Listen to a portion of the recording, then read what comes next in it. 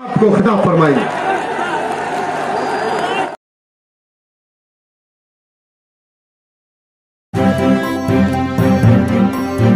Media voice, आपकी आवाज। आपको खिताब फरमाइए। मेरे अजीज दोस्तों और बुजुर्गों, हिस्सेदारी की लड़ाई है और याद रखिए, भारत की जमहूरियत की तल्ख हकीकत यह है कि जब तक आपको अपना हिस्सा नहीं मिलेगा, आप सिर्फ शिकायत कर सकते हैं, आप सिर्फ रो सकते हैं, या फिर आप अपने घर के दरवाजों को बंद करके बैठ सकते हैं। मगर अगर आप इज्जत के साथ जिंदगी गुजारना चाहते हैं, अगर आप बगैर खौफ के अपने मसाइल और अपनी आवाज को उठाना चाहते हैं, तो मेरी आपसे गुजारिश है मेरे अजीज दोस्तों और बुजुर्गों कि अपनी एक सियासी क़यादत को बनाइए, अपनी एक नेता को बनाइए, अपने मसाइल को हल करिए। पिछले 60 साल से आपने मुख्तलिफ सियासी पार्टियों को वोट दिया, आपने कांग्रेस का साथ दिया, आपने चरण सिंह की लोकदल का साथ दिया, आपने मुलायम सिंह का साथ दिया, आपने बहुजन समाज पार्टी का साथ दिया। मेरे अजीज दोस्तों और बुजुर्गों, मुझे आज आप कहने की इजाजत दीजिए कि आपने सबका साथ दिया, मगर 60 साल में आपने अपने खुद का साथ नहीं दिया। असदुद्दीन ओवैसी उत्तर प्रदेश की सरजमीन को अपनी शोहरत में इजाफा करने के लिए नहीं आया है। मैं यहाँ पर अपनी अना की तस्कीन के लिए नहीं आया हूँ। मैं यहाँ पर अपनी तकारीर के जरिए आपसे वाहवाह हासिल करने के लिए नहीं आया हूँ। मेरे अजीज दोस्तों और बुजुर्गों, मेरे गयूर नौजवानों, मेरी इज्जतदार माँ और बहनों, मेरे दिल का हाल मेरा अल्लाह जानता है। मैं अगर यहाँ पर आया हूँ तो आपको नेता बनाने के लिए आया हूँ, आपकी हिस्सेदारी की लड़ाई लड़ने के लिए आया हूँ।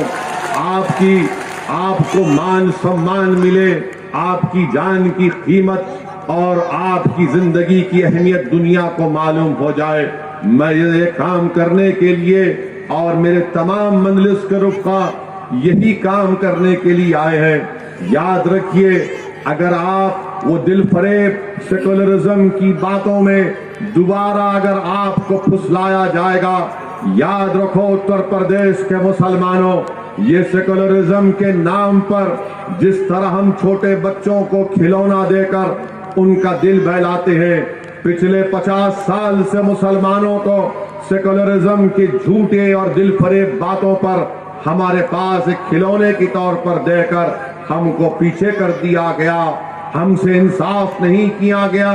मेरे अजीज दोस्तों और बुजुर्गों, मजलिस कभी सेकुलरिज्म के खिलाफ नहीं थी, ना रहेगी।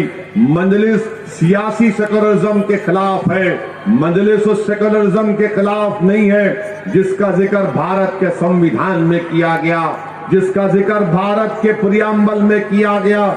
हम उस सेकुलरिज्म को मानते हैं। ये जो सियासी सेकुलरिज्म समाजवादी पार्टी हो या बीएसपी हो या कांग्रेस हो, ये सियासी सेकुलरिज्म मुसलमानों को डराने के लिए इस्तेमाल करती है, मुसलमानों को दबाने के लिए इस्तेमाल करती है, मुसलमानों को उनके हुकूक नहीं देने के लिए इस्तेमाल करती है। और फिर दूसरी जानिब बीजेपी मुसलमानों का खौफ दिलाकर हमारे हिंदू भाइयों को हिंदू एकता के नाम पर मुत्तहिद करने का काम करती है।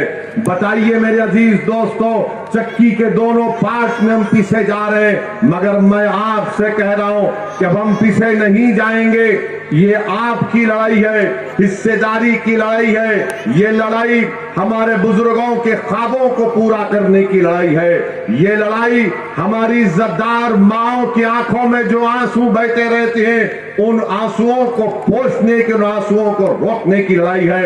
ये लड़ाई नौजवानों, तुम्हारे रोशन मुस्तकबिल की लड़ाई है। ये लड़ाई हम उन लोगों से कहना चाह रहे हैं जिनकी गोद में मासूम बच्चे हैं। ये लड़ाई उन मासूम बच्चों के मुस्तकबिल को अच्छा करने की लड़ाई है। हमने नाइंसाफियों का सामना किया, हमने पुलिस की गोलियों का सामना किया, जेलों को हमको डालकर हमको भर दिया गया, स्कूल से हमको महरूम कर दिया गया।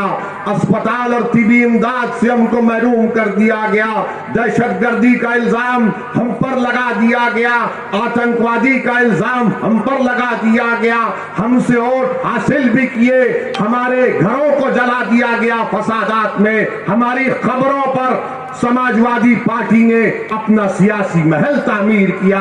बताओ मेरे गयूर नौजवानों, बताइए मेरे बुजुर्गों, हम कब तक इस्तेसाल का शिकार रहेंगे? आज आप पे करवट लेना है। अगर आज आप करवट नहीं लेंगे, नुकसान हमारा होगा। याद रखो, भारत की जमहूरियत, भारत का संविधान जिसको बाबा साहिब अम्बेडकर ने बनाया है, वो तुमसे पुकार पुकार कर कह रही है, उठो भारत के मुसलमानों, उठो उत्तर प्रदेश के मुसलमानों, उठो अशमोली के मुसलमानों। याद रखो, ये संविधान को अगर एक जीती जागता किताब रखना है तो तुमको अपने हक के लिए लड़ना पड़ेगा। आपने सबका साथ दिया, बताओ हमने क्या हासिल किया? हमने क्या हासिल किया? हमने मलियाना हासिल किया। हमको क्या मिला? हमको हाशिमपुरा मिला। हमको क्या मिला? हमको मुजफ्फरनगर का फसाद मिला। 50,000 से ज्यादा आबादी, हमारी मुल्क की आजादी के बाद 50,000 से ज्यादा मुसलमानों को अपने घर से बेघर होना पड़ा। CAA का कानून पार्लियामेंट में आता है, पूछो समाजवादी पार्टी से, पूछो BSP के नेताओं से, पूछो कांग्रेस के बड़े बड़े लीडरों से, पार्लियामेंट का रिकॉर्ड उठाकर देखो कि उस कानून के खिलाफ अगर किसी ने मुदल्लल तरीके से संविधान को सामने रखकर, गांधी के पैगाम को सामने रखकर अगर किसी ने मोदी के 300 MPओं के सामने CAA का कानून, मुसलमानों को स्टेटलेस बनाने का कानून बनाया जा रहा था, किसने बीजेपी के 300 MPओं के सामने कहा कि जिस तरह गांधी ने उस वक्त के सफेद फार्म हुकूमत के कानून को फाड़ा था, आज असदुद्दीन ओवैसी भारत के उन तमाम लोगों की तरफ से जो अम्बेडकर के संविधान को अपने दिल से लगाते, मैं इस कानून को फाड़ता हूं। बीजेपी के 300 MP खड़े हो गए और कहा कि तुम कैसे फाड़ सकते हो? तो मैंने कहा यह कागज का टुकड़ा है, यह कानून नहीं है। ऐसे कोई कानून को हम नहीं मानते जो भारत के संविधान के खिलाफ जाता है। मजहब की बुनियाद पर तुम मुसलमानों को भारत की शरीयत से महरूम करना चाहते हो, तो हमने कानून को फाड़ा, एहतजाज किया। क्या किया समाजवादी पार्टी ने? क्या किया BSP ने? क्या किया कांग्रेस ने? कानून मुझे हमारे मुल्क से बेदखल करने के लिए बनाया जा रहा था। आज मजलिस पर इल्जाम लगाया जाता है कि मजलिस इत्तेहादुल मुस्लिमीन फिरका परस्त पार्टी है, मजलिस फिरका परस्ती को बढ़ाती है। मैं आपको बताना चाहता हूं कि जब 2019 जून में अमित शाह ने बीजेपी की सरकार की तरफ से कानून लाए, जिस कानून का नाम वो मनहूस काला कानून है, उसका नाम UAPA है। अमित शाह ने कानून में तरमीम करके कह दिया कि दिल्ली में बैठा हुआ एक NIA का इंस्पेक्टर अशमोली में कोई भी शख्स को टेररिस्ट घोषित कर दे सकता है बगैर कोर्ट के फैसले के। किसने उस कानून की तायीद की? समाजवादी ने तायीद की, कांग्रेस ने तायीद की।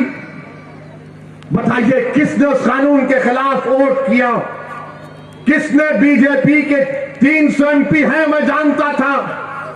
मैं ये जानता था कि मेरे मुखालिफत में वोट देने के बावजूद भी कानून पास हो जाएगा, मगर मैंने बीजेपी के इस काले कानून के खिलाफ वोट इसलिए दिया ताकि 100 साल के बाद जब तुम में से कोई नौजवान पार्लियामेंट में जाएगा तो वो शिकायत तो नहीं करेगा कि उस वक्त जो मुसलमान थे उन्हें जालिम का साथ दिया, बल्कि मजलूम की आवाज बनकर हक को बुलंद किया। हमने कानून के खिलाफ वोट दिया। ये समाजवादी पार्टी, कांग्रेस पार्टी जो ठेका लेकर बैठे हुए हैं, इनके साथ चले जाओ तो सेकुलर, इनकी गुलामी करो तो सेकुलर, इनके जनसभाओं में दरी बिछाओ मुसलमान तो सेकुलर, इनके मंच पर मुसलमान को ढकेल दो तो सेकुलर। और मुसलमान को दबा दो तो सेकुलर। अरे याद रखो, मुझे तुम्हारे सर्टिफिकेट की जरूरत नहीं, मैं अपनी जूती पर तुम्हारे सर्टिफिकेट को नहीं रखता हूं। भारत का मुसलमान हूं, अव्वल दर्जे का शहरी हूं, मैं किसी से कम नहीं, ना मुझसे कोई बड़ा नहीं, मैं सबके बराबर हूं और सबके बराबर मुझसे सलूक किया जाना चाहिए। यह मजलिस का पैगाम है कि देश के हित में कि बच्चे जो दिल्ली में CAA का एहतजाज किए, आज भी हमारी बहनें जेलों में, हमारी बेटियां 1-1 साल 12-12 महीने UAPA के कानून में जेल में है। क्यों जेल में? क्योंकि समाजवादी पार्टी और कांग्रेस ने मिलकर अमित शाह के लाए हुए कानून की तायीद की। आप फैसला कर लो, कौन बी टीम है, कौन तुम्हारे वोटों का सौदा कर रहा है, कौन तुम्हारे नौजवानों को जेल में डाल रहा है, कौन मिलकर कानून बनाते हैं।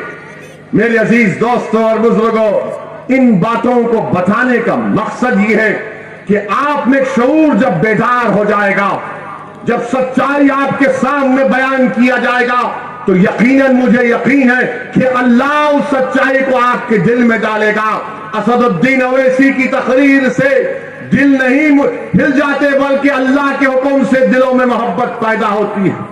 और मुझे यकीन है कि अल्लाह मोहम्मद मुस्तफा सल्लल्लाहु अलैहि वसल्लम के सदक़े में, कमली वाले के सदक़े में आप तमाम के दिलों में मजलिस की मोहब्बत को डालेगा और वो मोहब्बत हमारी वोट और कामयाबी में तब्दील होगी। मेरे अजीज दोस्तों और बुजुर्गों, ट्रिपल तलाक का कानून लाया गया, क्या तकारीर हुई समाजवादी पार्टी की तरफ से? उठाकर पढ़िए अखिलेश यादव की तकरीर को। ट्रिपल तलाक में कानून आया, ट्रिपल तलाक का, वो बात कर रहे हैं मैंने यूपी में इतनी बड़ी रोड बना दी, कानून बन रहा ट्रिपल तलाक का। बोले कि मैं तो वो रोड बनाया, कानून पे नहीं बात किए, पतली गली से निकल गए बच के। मोदी को नाराज नहीं करना है। मुझ पर हमारी जमात पर इल्जाम क्या 2019 के लोकसभा के चुनाव से पहले जनाब मुलायम सिंह यादव साहब ने पार्लियामेंट में खड़े होकर नरेंद्र मोदी को आशीर्वाद दिया और कहा कि तुम दोबारा देश के प्रधानमंत्री बन जाओ। अगर मैं बोलता वो बात, तो ये समाजवादी पार्टी में जो अपना ईमान बेचकर बैठे हुए वो बोलते ओवैसी को खबर की जगह नहीं देंगे हम। मगर मुलायम सिंह यादव ने कहा मोदी मैं तुमको आशीर्वाद देता हूं, तुम दोबारा प्रधानमंत्री बन जाओ। तो नरेंद्र मोदी खुश होकर नमस्ते कर दिए उनको खड़े होकर। और मैं यहां पर आपकी हिस्सेदारी की बात कर रहा हूं, मैं आपकी सियासी क़यादत, आपको नेता बनाने की बात कर रहा हूं, मैं आपके इंसाफ की लड़ाई लड़ रहा हूं, मैं आपके हुकूक की लड़ाई लड़ रहा हूं, मैं आपके मान सम्मान की लड़ाई लड़ रहा हूं। तो मुझे कहा जाता है कि नहीं ये वोट काटने को आया है। वोट काटने नहीं आया। 2019 के लोकसभा के चुनाव में सपा और बीएसपी मिलकर लड़े, सिर्फ 15 MP जीते। क्यों जीते? 75% तो मुसलमान वोट दिए, CS का डेटा है। आजम खान जीती अपनी ताकत की वजह से, शफीकुर रहमान बर्क जीते अपनी ताकत की वजह से, समाजवादी की वजह से नहीं जीते। आपने वोट दिया आजम खान को, शफीकुर रहमान बर्क को, SD हसन को, मगर ये बोलेंगे नहीं नहीं हमने जीता। यार तुम कहां जीते? अगर तुम्हारे वोट पड़ जाते तो तुम 15 क्यों जीतते सपा और बीएसपी वाले? अगर अखिलेश जीते आजमगढ़ से तो मुसलमानों के वोटों की खैरात की वजह से जीते बहसत सांसद। मेरे अजीज दोस्तों और बुजुर्गों, मुझ पर इल्जाम लगाने वालों, तुम्हारे एक एक इल्जाम का जवाब दे सकता हूं, तुम मेरे एक एक दलील का जवाब नहीं दे पाओगे।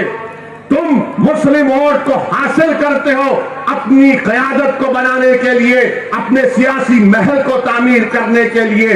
वोट तो मुसलमानों का लेते हो, बीजेपी का डरदला दिखाकर, ओवैसी का नाम लेकर, मगर मुसलमानों से तुमने क्या इंसाफ किया? अभी इलेक्शन नहीं हुआ, अलीगढ़ में जनसभा जलसा हुआ, जैन चौधरी डाइस पर है, वहां का जमीरुल्लाह MLA जैसा हाथ उठाए तो बीच में आए तो जयंत चौधरी साहब ने उसको ढकेल दिया। देखा ना आपने वीडियो? वो कितने लोगों ने देखा? हाथ उठाओ। कैसा लगा आपको? अच्छा लगा? दिल को तकलीफ हुई?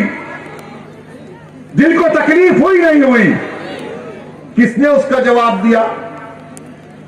हम उसका जवाब दिए और हमने कहा कि जमीरुल्लाह को तो जाना ही नहीं चाहिए था, जमीरुल्लाह को हमारे मंच पर आना था, हम उनको नेता मान के उनके पीछे काम करने के लिए तैयार हैं। तो क्या हुआ? हमारे बोलने के बाद जयंत चौधरी के लोग जमीरुल्लाह के घर को दौड़ते हुए गए कि भैया माफ कर दो, भैया माफ कर दो, हमको अंदाजा नहीं था कि ओवैसी भी अपनी सभा में इसका जिक्र कर देगा। अभी चुनाव नहीं हुए, अभी हमने खाली बोला तो घर पर भाग रहे। इंशाअल्लाह जब असमौली से यहां से मजलिस का विधायक कामयाब होगा तो तुम्हारे घर के सामने कासा आकर भीख मांगेंगे कि हमको माफ कर दो, हमको माफ कर दो, हमने तुमसे नाइंसाफी की थी। खाली एक तकरीर में हमने जुमला कहा तो जमीरुल्लाह के घर को चले गए और जमीरुल्लाह ने किसी से हमको फोन करके कहा कि ओवैसी भाई को सलाम बोलो, उनके बोलने से मेरा टिकट कंफर्म हो गया। चलिए कुछ तो फायदा हुआ आपको, कुछ तो फायदा हुआ, मगर ये बताने के लिए कह रहा हूं कि आप अगर शऊर बेदार हो जाएगा तो आपकी ताकत का आपको अंदाजा नहीं है।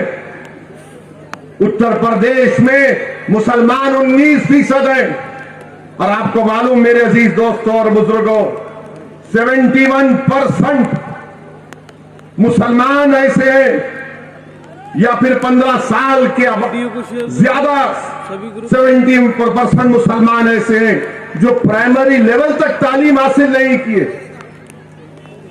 आप बताइए कि आपके 415 गांव हैं असमौली में, कितने इंटर कॉलेज खोले गए? मोहतरमा विधायक तो माशाअल्लाह, मैं उनको मुबारकबाद देता हूं पिंकी यादव को कि आपने असमौली के मुसलमानों को और दलितों को बता दिया कि आप सिर्फ यादवों का काम करती है, मुसलमान और दलित का काम नहीं करती है। आपका शुक्रिया। आपने ये 5 साल में बल्कि 10 साल में आपने दिखा दिया। मगर अब सुन लो समाजवादी के दल्लों, सुन लो मेरी बात को। कल तक तुम कहते थे कि कोई विकल्प नहीं है, कोई अल्टरनेटिव नहीं है। अब विकल्प के तौर पर एक मर्द मुजाहिद की पार्टी आपके दरमियान में लड़ेगी आपके लिए इंशाअल्लाह ताला। अब आपको डर कर नहीं, मैं तो असमौली के हमारे दलित भाइयों से भी हाथ जोड़कर अपील कर रहा हूं, आइए मजलिस का साथ दीजिए। मुसलमान और दलित मिलकर इंशाअल्लाह ताला असमौली से बीजेपी को कामयाब होने से रोकेंगे। समाजवादी नहीं रोक पाएगी यहां पर बीजेपी को, समाजवादी पार्टी यहां पर नहीं रोक पाएगी। मेरे अजीज दोस्तों और बुजुर्गों, फिर हम पर इल्जाम लगता कि हम फिरका परस्ती भड़काऊ भाषण देते हैं। कौन सा भड़काऊ भाषण देते हैं?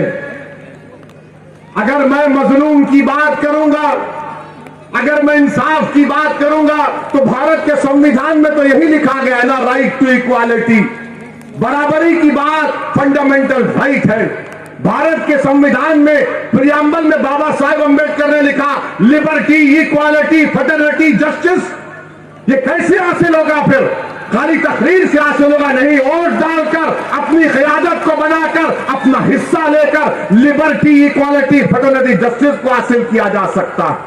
ये शऊर आपके अंदर पैदा होना जरूरी है। और मेरे अजीज दोस्तों और बुजुर्गों, अभी हमको बताया गया कि लॉकडाउन में इसी गांव में मस्जिद के इमाम साहब को हजरत पुलिस ने, मोहब्बत से बोलते हैं, हजरत पुलिस ने इमाम साहब को जोतकोप किया, मारा। मोहतरमा विधायक को फोन गया तो उन्होंने कहा मैं कुछ नहीं कर सकती, मार खाओ, मैं कुछ नहीं कर सकती। जब हमारे बुजुर्ग पर लाठी पड़ रही थी उनको जोत कोब किया जा रहा था, मारा जा रहा था। जब आप ऐसे वक्त में मदद करने नहीं आए, अब चुनाव आएगा तो बोलेंगे दे दो बाबा अल्लाह के नाम पे हमको वोट दे दो। अरे ये तो क्लासिफाइड भिखारी है ये लोग।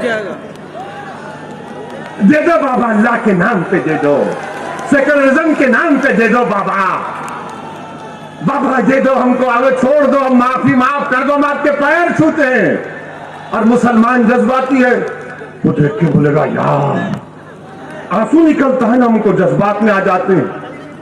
माशाल्लाह से इतना गोश्त खाते हैं कि जज्बाती हो जाते हैं। और खाना भी चाहिए, प्रोटीन ताकत बनती है। देता तो कोई है नहीं बाबा, ना ये मुख्यमंत्री बाबा देते, ना वो हमारे प्रधानमंत्री मोदी जी देते।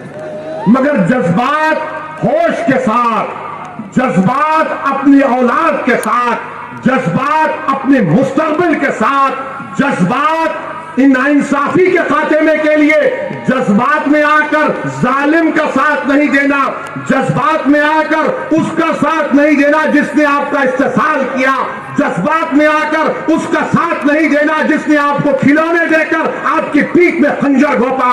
जज्बात के साथ अपनी पार्टी मजलिस को कामयाब करिए, यह सही जज्बात है।